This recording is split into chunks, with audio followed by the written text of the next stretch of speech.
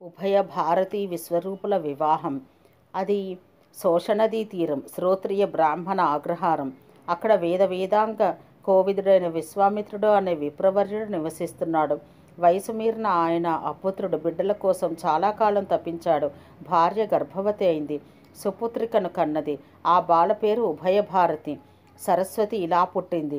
ఉభయ అంటే రెండు, సంగీతం సాహిత్యం రూపాల భారతి. సరస్వతి దినదిన ప్రవర్ధమానైంది. హిమమిత్రుని కుమారుడు విశ్వరూపుడు చాలా దూరంగా ఉన్న అగ్రహారం వీరి నివాసం. బ్రహ్మ యొక్క రెండవ రూపం విశ్వరూపుడు. విశ్వరూప ఉభయ భారతులు పరస్పర సుగుణాకర్షితులు. రుక్మిణీ కృష్ణుల వలె ప్రేమ అంకురించింది వారి మధ్య. ఆ నోట తల్లిదండ్రులకు తెలిసింది. చిగురించి పుష్పించి ఫలించింది. ఉభయులకు వివాహం చేశారు తల్లిదండ్రులు. విష్ణుమిత్రుడనే విప్రవర్యుడు ఈ పుణ్యం మూటకట్టుకున్నాడు. ఈ విశ్వరూప ఉభయ భారతులే బ్రహ్మ సరస్వతుల మరియొక రూపం.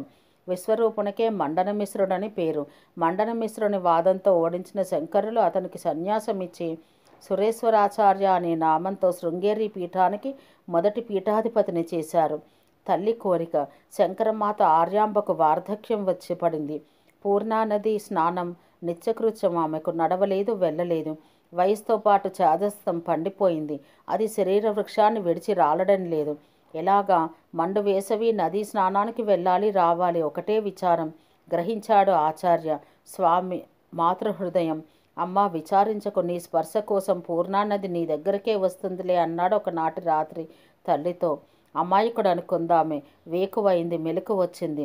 పూర్ణానది తన వాకిల్లో ఉంది. ఆశ్చర్యపోయింది. బాలవాక్యం బ్రహ్మవాక్యం అనుకుంది.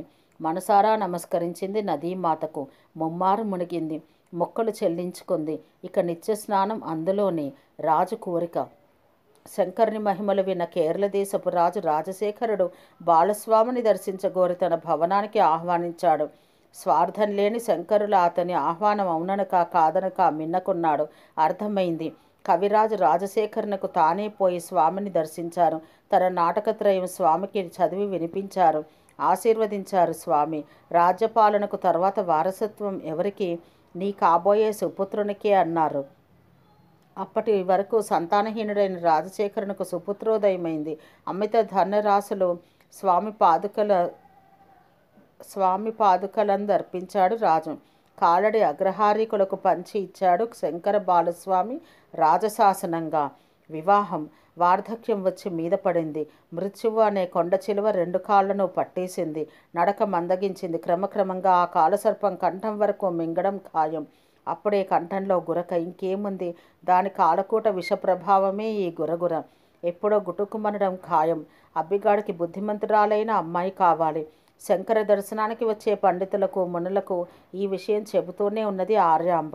సరే, చూద్దామన్న వాళ్ళందరూ పిల్లను చూడడం మాట ఎలా ఉన్నా ముందు శంకరుని జాతక చక్రం పరిశీలించారు. ఈ అల్పాయుష్కునికి పెళ్లి చేయించి ఏ చిన్నారి గొంతు కోయగలవని గుసగుసలాడుకున్నారు. ఆర్యాంబకు ఈ విషయం తెలుసు.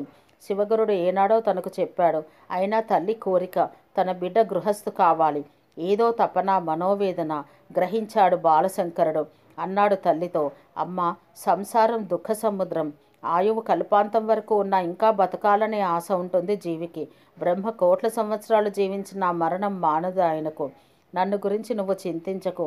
అంత్యానికి హరినామస్మరణం అన్నారు ఆర్యుడు. పంచములు సైతం జపించి తరించే పంచాక్షరి నిరతం జపించు. ముక్తి నీకు హస్తామలకం.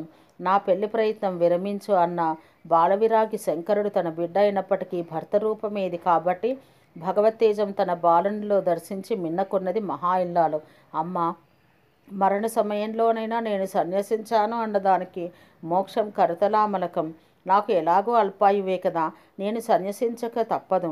తండ్రి, భార్య, తల్లి దానికి అంగీకరించాలి. పై ఇద్దరు ఎలాగో లేరు. ఇక నీ అనుమతి లభిస్తే చాలు. సన్యసించడం చాలా సులువన్నాడు బాలశంకరుడు. కిక్కుడు మనలేదు ఆర్యాంబ. తన అన్న జయదేవునికి కబురు పంపి రప్పించి విషయం వివరించింది. అపుత్రస్య గతిర్నాస్తి మొదలైన సూక్తులతో అతని బుద్ధి మరలించాలని చూశాడు జయదేవుడు. మరి సుఖమహర్షి సంగతి? భక్తి జ్ఞాన వైరాగ్య సంపన్నులకు పుత్రులతో పనేమున్నది అన్నాడు శంకరుడు. అతని స్థిర నిశ్చయం అర్థం చేసుకున్న ఆర్యాంబ, జయదేవులు ఆ ప్రయత్నం విరమించారు.